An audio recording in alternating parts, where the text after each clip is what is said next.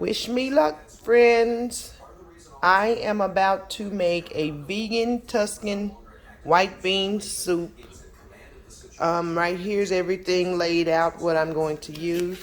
My seasoning, fresh thyme, fresh rosemary, that's basil, red pepper flakes, black pepper, and smoked paprika. I'm going to put the super greens in because that's what I have. I'm going to add some of the chicken style broth to the vegetable stock, homemade from when I made it out the freezer. I also have navy beans that I have soaked for over 48 hours. That is very important. Make sure you soak your beans. Okay, right here, last minute addition will be some red potatoes. I'm going to cut them up. I'm going to put some lemon juice in. This is farro. I believe that's how you call the name. Nutritional yeast, minced garlic, carrots, diced tomatoes, celery, onion, and like I said, my stock back there. I'm going to cook everything in the Instapot. I'm trying to figure out how to use this thing. So let's get it going. Okay, friends. I went with the Instapot Duo. Let me go ahead and show you what's going on here. I put the beans in, and that's the farro. I put in 1 tablespoon of the chicken style broth concentrate because that's what I have. Now I'm going to pour in that vegetable stock, and I'm going to add an additional 2 cups of water in the pot as well, and then I'm going to turn it on. All the water is in. I'm going to stir it around really quick, get everything mixed up real good. Make sure the chicken concentrate is in there good. And then we're going to turn it on pressure cook for roughly, I'm going to start with like 15 minutes. 20 minutes. I'm going to let it do its thing for the 20 minutes. And then I will more than likely leave it off and let it naturally release the steam, which helps cook the beans while I wash a few dishes. Remember, the tip that I like to share is keep that dishwater ready because always there's something to wash. I'll be back in 20 minutes.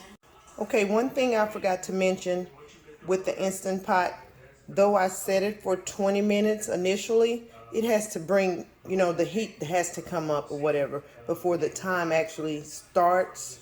So for those of you who may be new to the Instant Pot, make sure that you don't panic.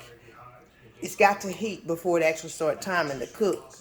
Okay, something else I need to show you that I failed to mention. Hold on. Okay, for the rosemary. If you're not familiar with rosemary, it's very woody.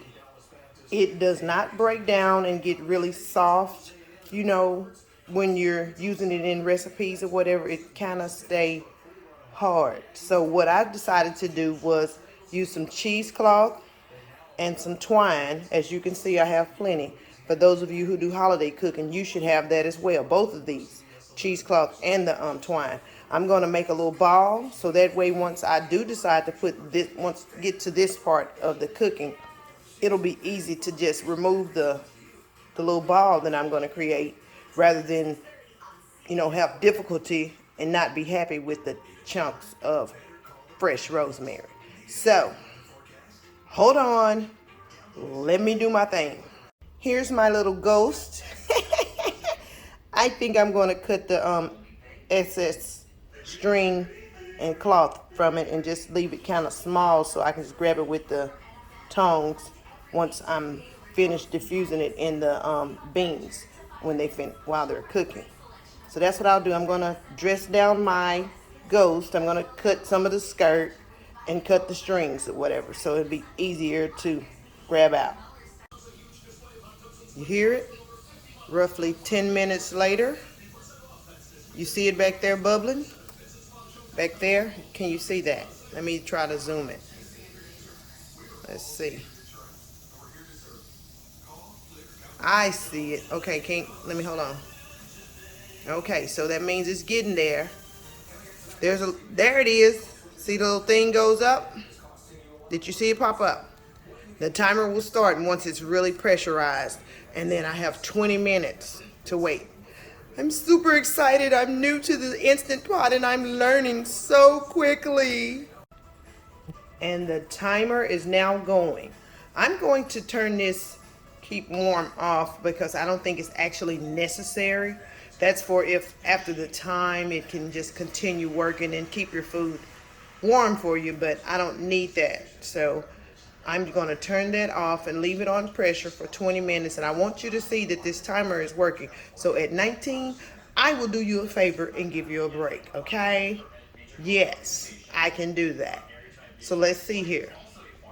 We should have a few more seconds and the number should go down because we're cooking the beans for 20 minutes, remember. The beans and the bulgur wheat. Okay, let's see what's happening. I'm sure y'all can listen to the Wheel of Fortune because that's what's on the television. I'm about to turn some education on. Look, boom, we are cooking. Okay, so 19 minutes, I'll be back. To do a little cheating, I decided to saute down the vegetables and potatoes. Woo, y'all, look what I'm doing to y'all. I'm so sorry. After they get done, I will add the seasoning. I'm not sure if I mentioned that no salt is in here yet because the concentrate, I believe, had salt in it. And the diced tomatoes have salt. So we'll just wait till the end to put the salt. But now I'm going to cook these for another 2 or 3 minutes. And then I'm going to add the spices back there, okay? I did all the seasonings first.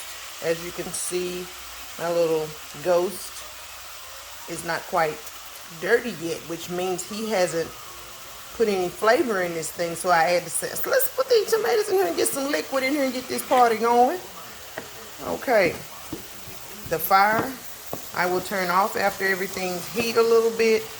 Okay, y'all, I'm so sorry. I'm so sorry. I'm holding the phone in my hand. Okay, I'm going to leave the fire on, let it everything make sure it's hot, and then I will turn it off until the beans are done.